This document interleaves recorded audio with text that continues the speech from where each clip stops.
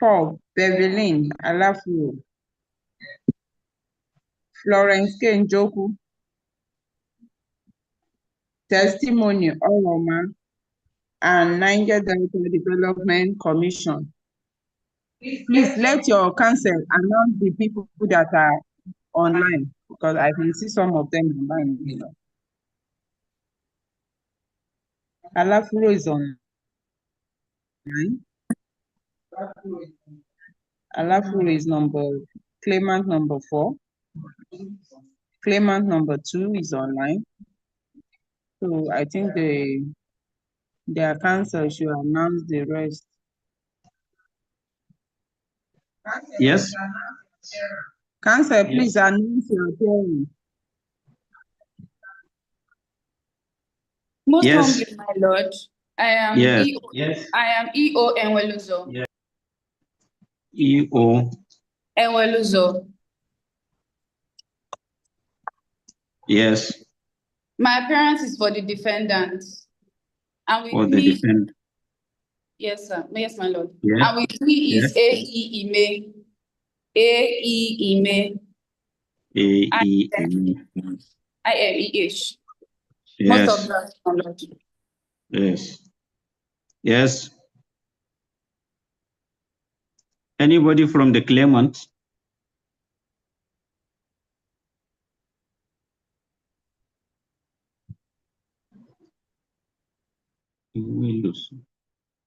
EO. My lord, Esudesi for the claimant. Yes. What is your name? Yes.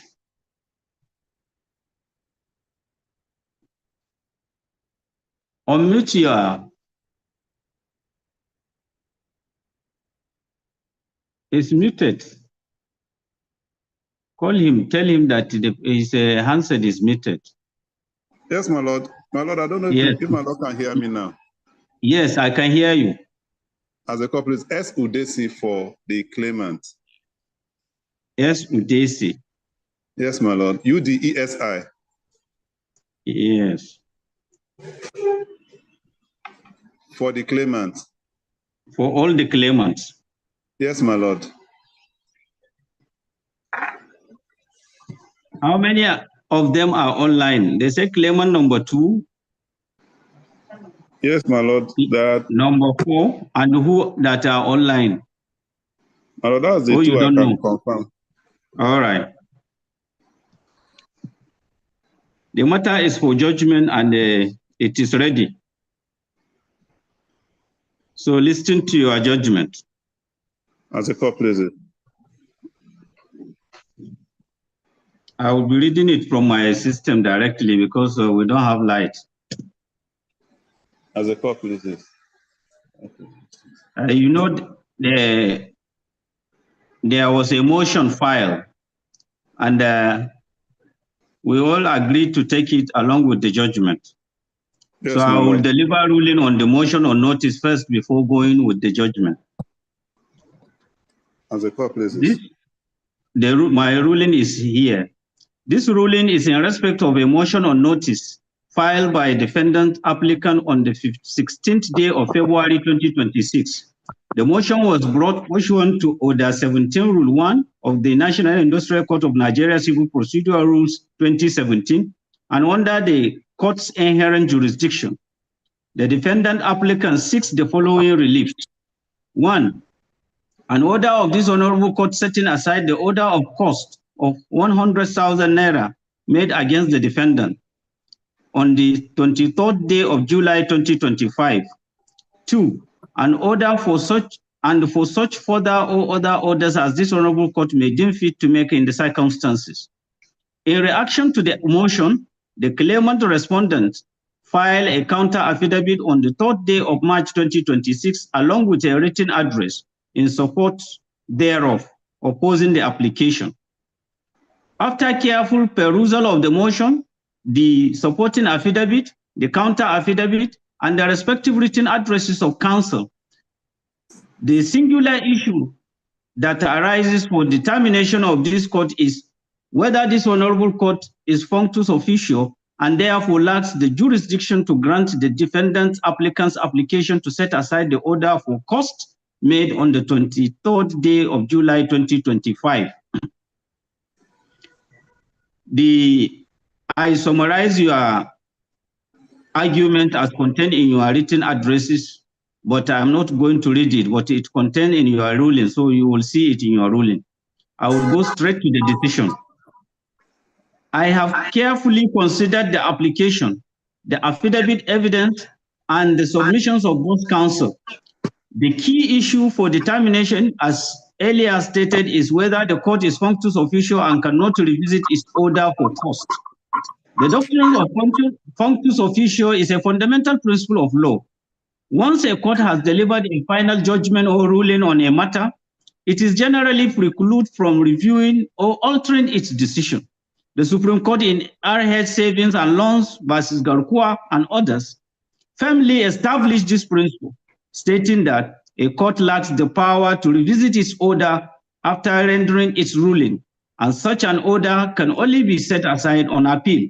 However, the law is not without exceptions. A court may, in certain circumstances, set aside its own order ex judicial justicia as a matter of right to prevent a miscarriage of justice, particularly where the order was made in ignorance of material facts or where there was a fundamental denial of fair hearing. The Supreme Court recognized this in Import-Export versus Adebayo and the AK Ogonda. The question before me is whether the circumstances of this case warrant the invocation of this exception. I have considered the affidavit evidence regarding the knowledge of the adjourned date. The applicant claims it was unaware of the 23rd July 2025 date. However, the counter affidavit of the respondent presents a different and more compelling narrative. In paragraph 6 and 7 of the counter affidavit, it is deposed that on 30th June 2025, the registrar called the defendant's counsel, LJN Sorowiyo Esquire, and informed him that the court will not sit. Crucially, it is stated that he suggested the new date of 23rd July 2025, and the claimant's counsel agreed. This fact is not sufficiently challenged by the applicant. It is incredible for the applicant to now claim ignorance of a date it suggested through its counsel to the court. The principle of fair hearing and service of hearing notice is to ensure a party is aware of the proceedings. The applicant's counsel was directly involved in fixing the date and was clearly aware of it. Therefore, the argument that the order was made in the absence of a party who was not aware of the proceeding fails on the fact. Secondly, and more importantly, the conduct of the applicant subsequently to the order is a significant factor. Instead of challenging the order immediately, the defendant's counsel appeared in court on 20th October 2025 and undertook to pay the 100,000 naira cost. The court, acting on this solemn undertaking, graciously allowed the defendant to open and conclude its defense. The defendant took full advantage of this indulgence, proceeding with its case, closing its defense, and filing its final written address. It was only after benefiting from the court's leniency and after failing to honor its undertaking that the applicant filed the present motion 8 months later. This conduct is, to say the least, reprehensible. It is a fundamental principle that a party cannot be allowed to approbate and reprobate. The applicant cannot accept the benefit of the court's indulgence while simultaneously seeking to set aside the condition upon which the benefit was granted. The applicant's action constitutes an abuse of court process and a flagrant disrespect to the authority of this court. The court is a court of law and equity. Equity will not aid a party who has displayed such conduct. To grant this application will be to reward the defendant for its disobedience and disrespect, and to place the claimants who have been dutifully present in court at a grave disadvantage. The interest of justice in this case does not favor the applicant. It lies in upholding the integrity of the court's order and the principle that an undertaking to the court is sacrosanct. In light of the foregoing, I find that the circumstances of this court do not fall within the narrow exceptions that will permit this court to set aside its order. The application is a brazen attempt to circumvent a lawful order and the applicant's own undertaking. The order for cost was made in a proper exercise of cost discretion under Order 55 Rule 6, and the applicant is bound to comply with it. Consequently, the application is hereby dismissed for lacking in merit. I further order the defendant's applicant to comply with the order of this court made on the 23rd July 2025 by paying the sum of 100,000 naira as cost to the claimant's respondent. The defendant is also ordered to pay the cost of this application, which is assessed at 50,000 naira to the claimant's respondent. Applicant is to comply with this order as to cost within 30 days from today, failure of which it attracts 10% interest per annum until final liquidation. The ruling entered. As the court pleases. Yes. As the court pleases. Then I proceed to the judgment.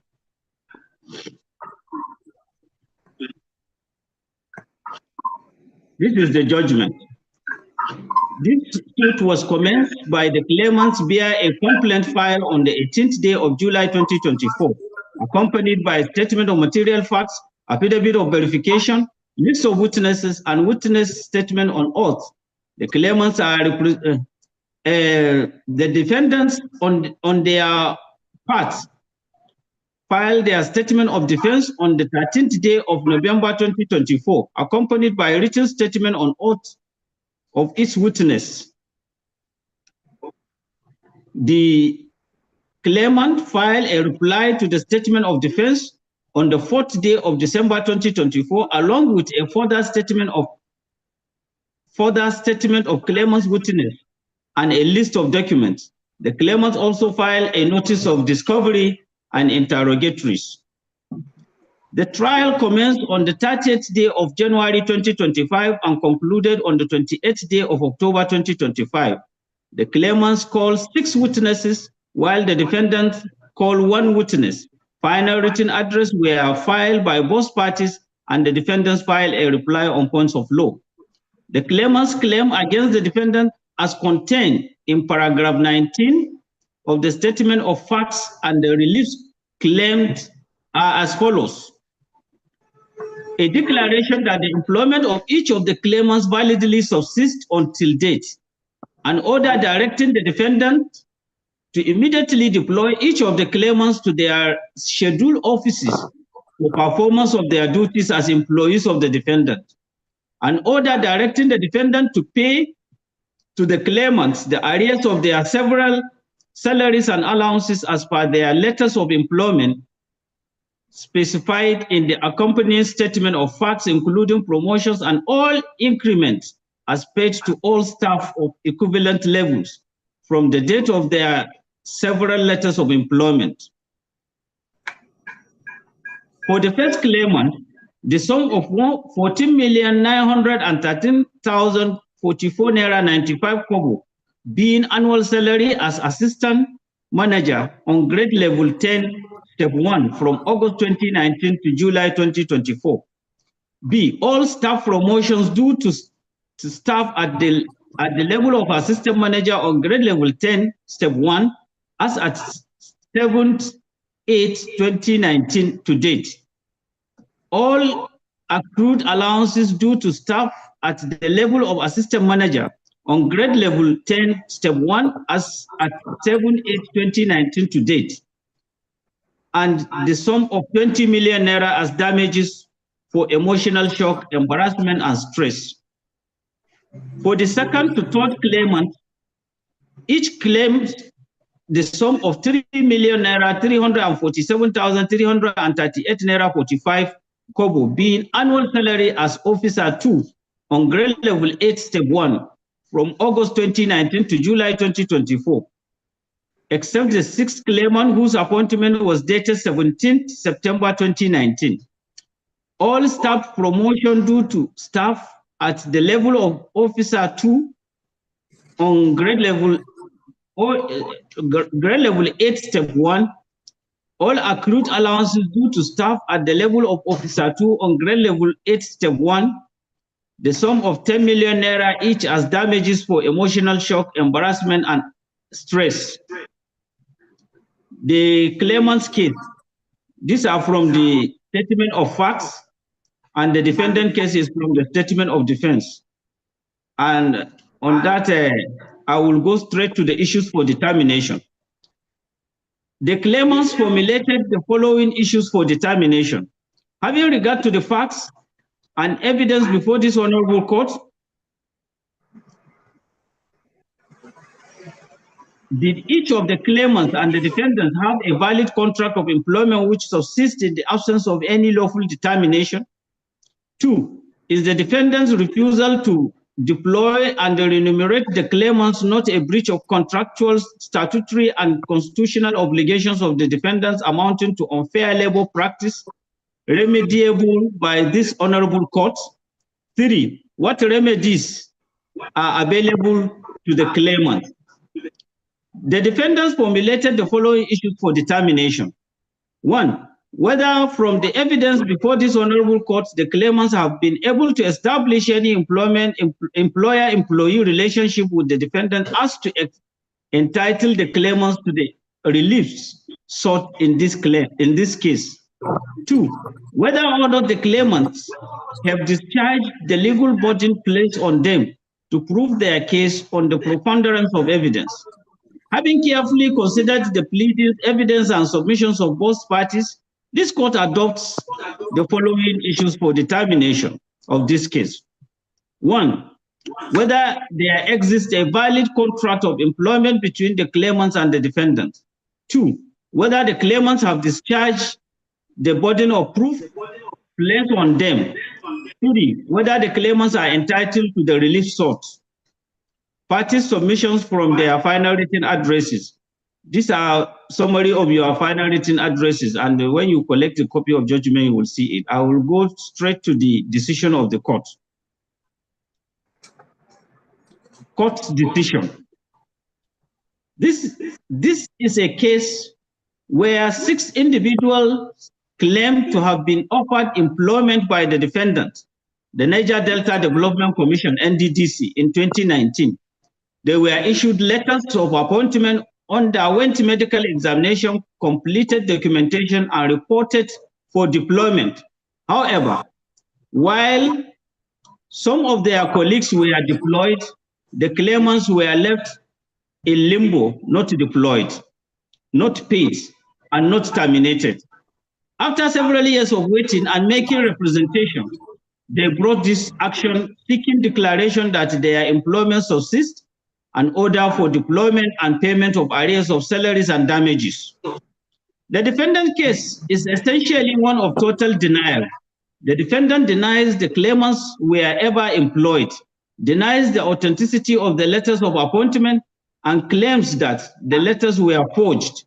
The defendant further argued that the claimants did not comply with the conditions precedent to employment, particularly the requirement of acceptance in writing and assumption of duty. The central question for determination is whether there exists a valid contract of employment between the parties. The claimants tendered their letters of appointment as Exhibit C1, C4, C5, C6, C7, and C8. These letters are on the official letterhead of the defendant, dated 7 August 2019. Except C5A, dated 17 September 2019, addressed to each claimant individually, signed by G.I. Jaja as Director of Human Resources, and specify the position offered, salary, grade level, and terms of employment. The claimant tendered the letters of plea written to the defendants. I take it again. The claimants tendered the letters of plea written to the defendant's chairman and managing director as Exhibit C2A and C2B, which were delivered and received by the defendant but went unanswered. The claimants tendered the processes and judgment in Fubara versus NDDC in suit number NICN/PSC/143/2021 as Exhibit C3A to C3G. In that case, this Honorable Court, Honorable Justice P.I. Hammer, held that the claimant therein, who was issued a similar letter of appointment by the defendant in the same 2019 recruitment exercise, was validly employed and entitled to be paid and deployed. The defendant tendered a disclaimer notice dated 5th June 2019 as Exhibit D1. The document purports to warn the public about fraudulent job advertisement, but is not signed by any person. The defendant called one witness, Mr. Okowa PDB, Senior Manager, Directorate of Administration and Human Resources. Under cross-examination, DW1 admitted that he was the sole witness in the Fubara case and acknowledged that the defendant offered employment to persons in 2019. He attempted to distinguish between an offer of appointment and a letter of employment, stating that an offer of appointment does not translate to employment until the process is completed. The claimant's witnesses testified consistently that they were offered employment, accepted the offers, underwent medical examinations, completed documentation, and reported for deployment, but were not deployed. Under cross-examination, the claimant's witnesses admitted that they did not tender their acceptance letters before this court. I now proceed to resolve issues for determination earlier adopted by this court. On issue 1, whether there exists a valid contract of employment between the claimant and the defendant. The law governing the formation of employment contract in Nigeria follows the general law of contract. A valid contract of employment arises where there is an offer of employment by the employer and the acceptance of that offer by the employee. In Ajayi versus Texaco Nigeria Limited, the Supreme Court held that after an offer is made and accepted, a valid contract comes into existence. Oputa JSC stated at page 33 of that report that it is pertinent to note that after the offer made on the 30th December 1969 and accepted by the appellant on 31st December 1969, a valid contract came into existence. In the instant case, the claimants were issued letters of appointment on the official letterhead of the defendant, signed by the Director of Human Resources, G.I. Jaja. The letters specified the position, salary, grade level, and terms of employment. The defendant's argument that G.I. Jaja was not a director of the commission in 2019 is not supported by the evidence. The same G.I. Jaja signed the letter of appointment in the Fubara case, and the defendant did not appeal the judgment in that case. The defendant attempts to distinguish between a letter of appointment and a letter of employment is without merit. This court finds no legal distinction between these terms. Both refer to the same legal instrument that creates an employment relationship. In Umera versus NRC, the court held that there is no distinction in law between a letter of appointment and a letter of employment. The defendant argued that the claimants failed to tender their acceptance letters. While this is true, the court is of the view that the claimants' conduct constitutes acceptance of the offer. The claimants performed medical examinations as directed, submitted their credentials and completed documentation, reported to the defendant's office for deployment, wrote letters of plea to the defendant's chairman and managing director. In Broderick versus BON Limited, the Supreme Court held that acceptance of an offer can be inferred from conduct. The court stated that where the conduct of the offeree indicates an intention to accept the offer, there is a valid acceptance.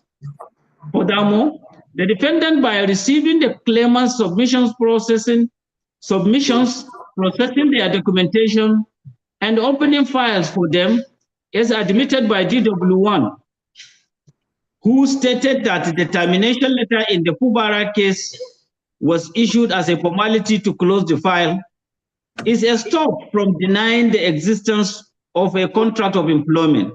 This is predicated on Section 169 of the Evidence Act 2011, which provides as follows.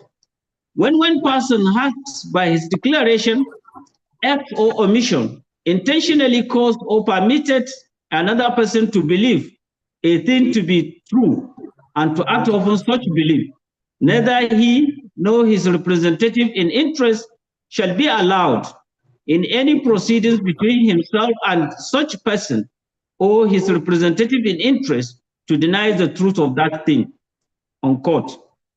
The defendant, by issuing letters of appointment, asking the claimants to undergo medical examinations and processing their documentations, intentionally caused the claimants to believe they were employees. The claimants acted upon this belief by spending time, money, and energy in compliance. The defendant cannot now be allowed to deny the truth of that thing.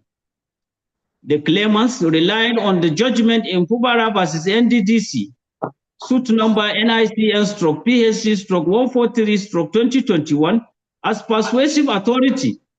This court finds the reasoning in that case highly persuasive and applicable to the present case. The facts are substantially identical. The same defendant, the same recruitment exercise in 2019, the same type of letters of appointment signed by G.I. Jaja, and the same refusal to deploy. In that case, this honorable court held, and I quote, I have seen that Exhibit C1A is the offer of employment dated 7th August 2019, which spells out the terms of the employment, having documented an office file open for him as confirmed by the defendant's witness when he informed the court that the termination letter was issued as a formality to close the claimant's file. There is no justification for denying him deployment or posting and payment of his salaries and other entitlements, unquote. The defendant argument that the claimant did not comply with the conditions precedent to employment, particularly requirements of assumption of duty, is unassailable. The claimant could not assume duty because the defendant refused to deploy them. The defendant cannot create a situation where the claimants cannot fulfill a condition and then use that non-fulfillment as a ground to deny the existence of a contract. This is akin to the principle that a party cannot rely on its own breach to escape liability. In Balogun versus Balogun, the Supreme Court held that a person cannot take advantage of his own wrong. The defendant reliance on Soko Oil Marketing Company versus BON and Best Nigeria Limited versus BH Nigeria Limited is misplaced. In those cases, the conditions precedent were not fulfilled. In the present case, the conditions fulfilled all, the claimants fulfilled all conditions within their power, including acceptance in part from the conduct, from their conduct, medical examination and documentation. The only condition not fulfilled was assumption of duty, which was impossible because they presented themselves for deployment, but the defendant refused to deploy them. The defendant's claim that the letters of appointment were forged is not supported by credible evidence. The defendant's witness, DW1, made this allegation, but provided no proof. The allegation of forgery is a serious criminal accusation that requires cogent evidence and proof beyond reasonable doubt. In UBN versus PLC versus Ozigi, the Supreme Court held that he who alleges fraud or forgery must prove it. The defendant has failed to prove this allegation. Exhibit D1, the disclaimer notice does not assist the defendant. The document is not signed by any person and does not satisfy the requirements of Section 83(4) sub 4 of the Evidence Act 2011. The defendant's witness did not demonstrate that the document was made in the course of duty or that the defendant had personal knowledge of its content. In any event, the disclaimer does not specifically refer to the claimant's employment. I will take it again. In any event, the disclaimer does not specifically refer to the claimant's employment process and does not negate the existence of the individual contracts evidenced by the letters of appointment. This court finds that a valid contract of employment exists between the claimants and the defendant. The offer made through the letters of appointment and the claimants accepted through their conduct. The defendant's refusal to deploy the claimant does not negate the existence of the contract. The employment continues to subsist as it has not been lawfully terminated. On issue 2, whether the claimants have discharged the burden of proof placed on them. Section 131 sub 1 of the Evidence Act 2011 provides that whoever desires any court to give judgment as to any legal right or liability depends on the existence of facts which he asserts must prove that those facts exist. The claimants have adduced evidence of their letters of appointment, their compliance with the conditions precedent, and the defendant's refusal to deploy them. The claimants have also produced the judgment in Buhari case, which establishes that the defendant employed persons in the same recruitment exercise. The defendant having asserted that the letters of appointment were forged bears the burden of proving that assertion. Section 132 of the Evidence Act 2011 provides the burden of proof in a suit of proceeding lies on that person who will fail if no evidence at all were given on either side. The defendant has failed to discharge this burden. It has not produced any credible evidence of forgery. Its mere denial is insufficient.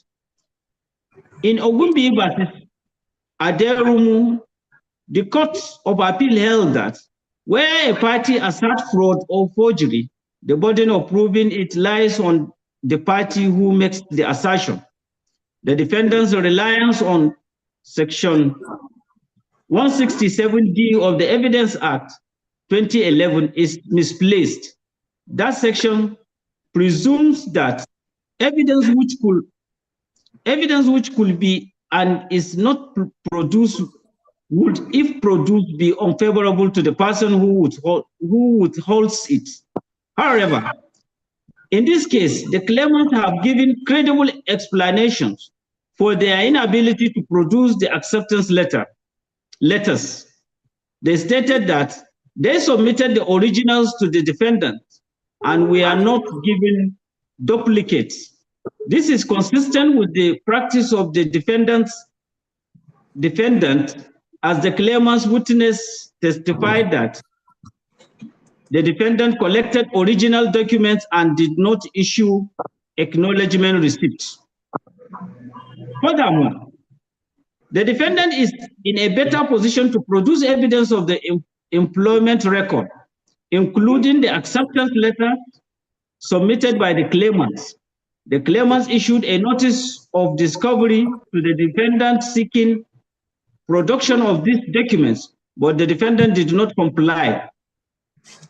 In Mercantile Bank of Nigeria PLC versus Nwobodo, citation provided, the Court of Appeal held that the burden of producing document in the possession of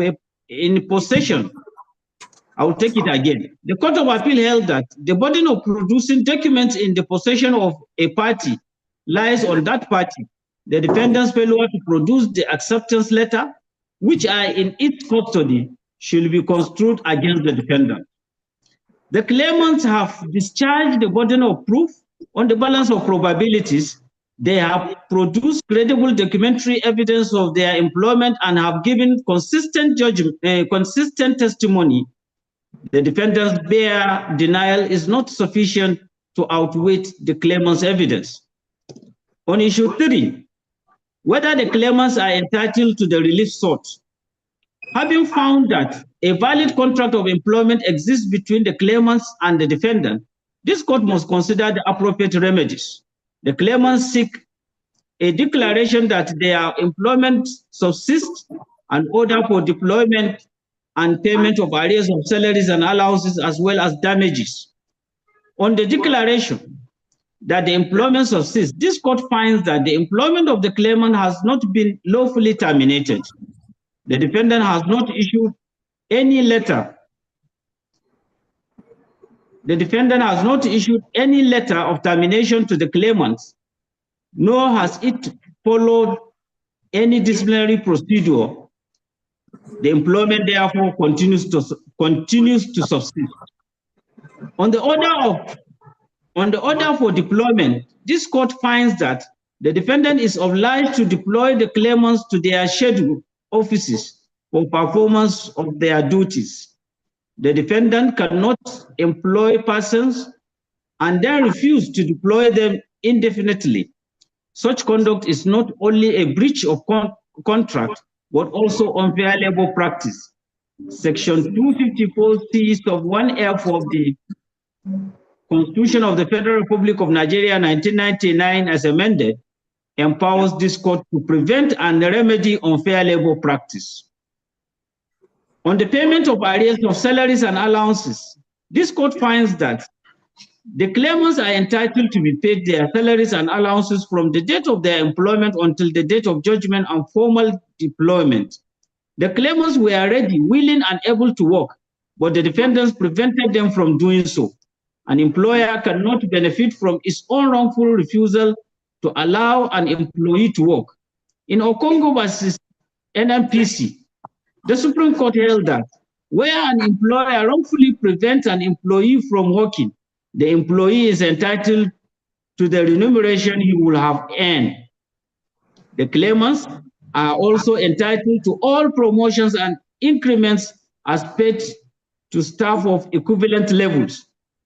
It will be unjust for the claimants to be denied the benefits that their colleagues who were deployed have received. On the claim of damages, this court finds that the claimants have suffered emotional shock, embarrassment, and stress as a result of the defendant's despicable treatment for over 5 years. The claimants have been left in limbo, unable to secure alternative employment, uncertain of their fate, and subjected to humiliation. The amount claimed, 20 million for the first claimant and 10 million for each of the other claimants, will be considered in the circumstance.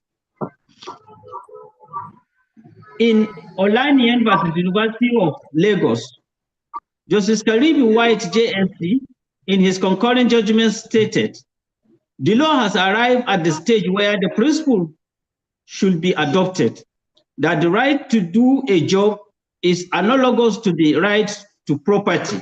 Accordingly, where a man is entitled to a particular job, I cannot conceive of any juridical or logical reason against the view that where the termination of appointment is invalid and consequently alters nothing, a reinstatement of the employee is the only just remedy. This court adopts this reasoning. The claimants are entitled to be restored to the position they would have been in, but for the defendant's wrongful conduct. The claimants are also entitled to the cost of this suit. The claimants have been forced to come to court to enforce their rights. The cost of litigation should be borne by the defendant. Those wrongful conducts necessitated this suit. In conclusion, this court has carefully considered the pleadings, evidence, and submissions of both parties. The claimants have proven on balance of probabilities that they were validly employed by the defendant in 2019, that they fulfill all conditions precedent to employment, and that the defendant wrongfully refused to deploy and remunerate them.